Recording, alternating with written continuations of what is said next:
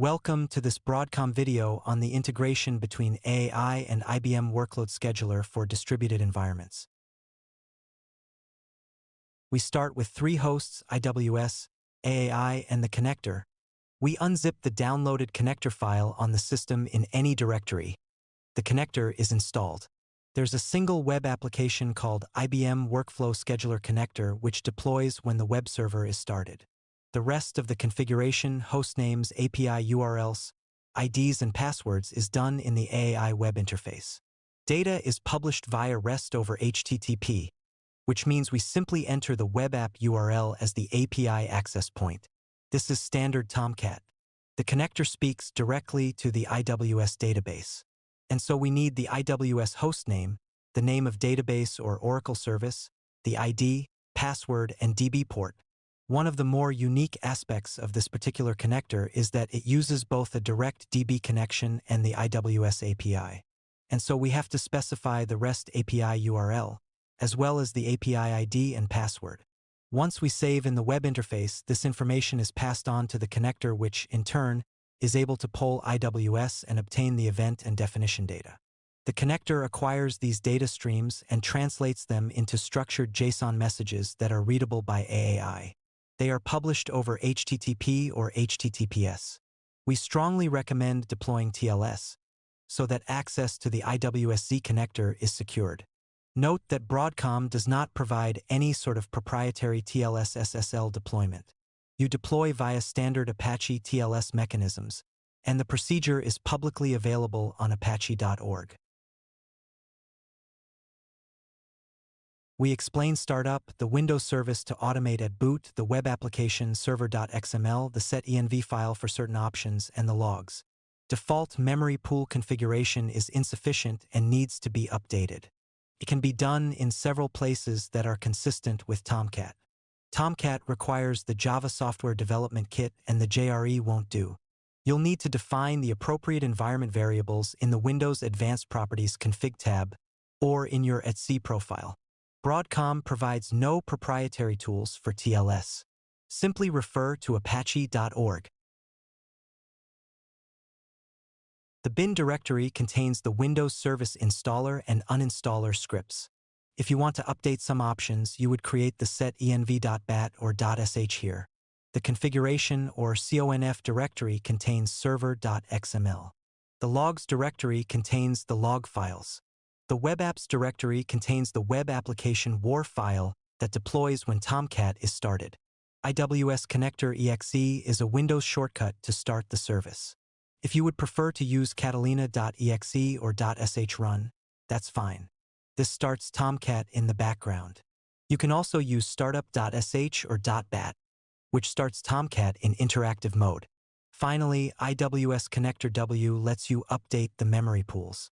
This does not exist on Unix and has to be stored in setenv.sh. You can also do this on Windows in setenv.bat. If you have a preferred method of doing this in Tomcat, you should use it. IWS connector W is just a convenience. In the root directory, we find two files that are Windows-specific. IWS connector exe starts the service. It doesn't do anything more than execute startup or Catalina run, but you can place it on your desktop. To check that Tomcat is running, look for the Catalina process. IWS connector WEXE contains the Tomcat properties. In the Java tab, you should change the initial and maximum memory pool values submitted to the JVM, since they are too low. Depending on data volumes, you can set to 1024 and 2048, or go much higher, say 4096 and 8192. Ultimately, the performance of the connector over time will make that determination for you. Note that you do not need to use the exe to do this. You can create a setenv.sh or .bat in the Tomcat bin directory and set a value for Catalina OPTS. In the bin directory, you find the connector service install and uninstall scripts for Windows. We ask that you install the service before starting Tomcat.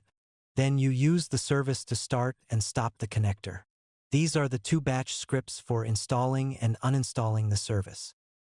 Depending on where you install the connector, the default Tomcat port 8080 may be in use. If you need to change it, open server.xml and look for the connector port and executor sections.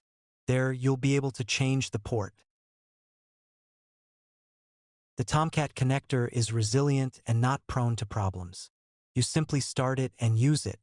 If issues do happen, contact the customer support organization. They will ask for the log directory. Zip it and send it to us. The web apps directory contains the connector app. It doesn't need to be added since it's already in the package. When you start Tomcat, the web app deploys into a directory which contains two subdirectories for meta-inf and web-inf, which contain the application's assets.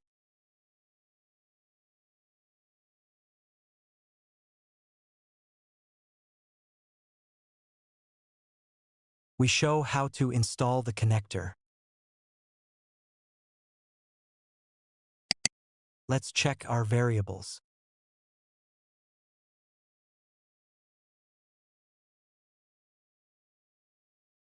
We downloaded the package in a directory appropriate for the connector.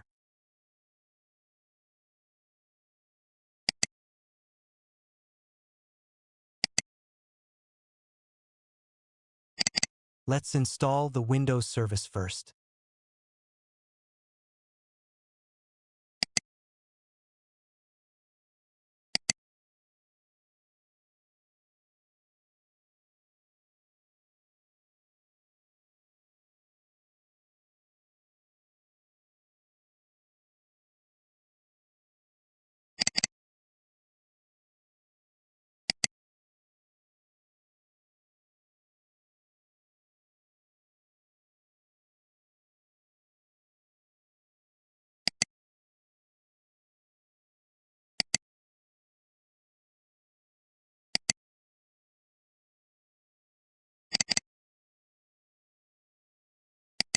We can update the memory pools.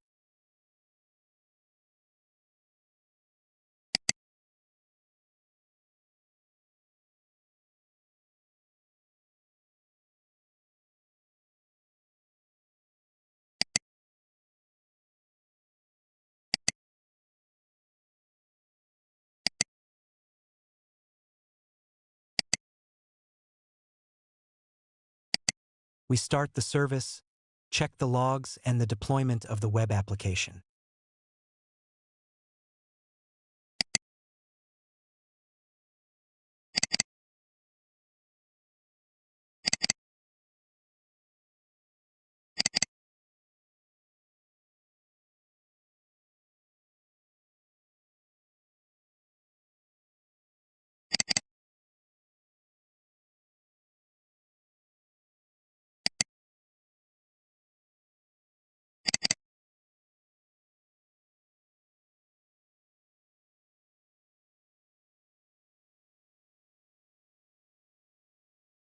The connector is up and running. We create a scheduler connection in the web UI.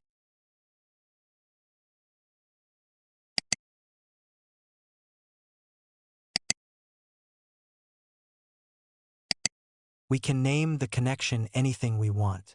The scheduler type should be IWSd.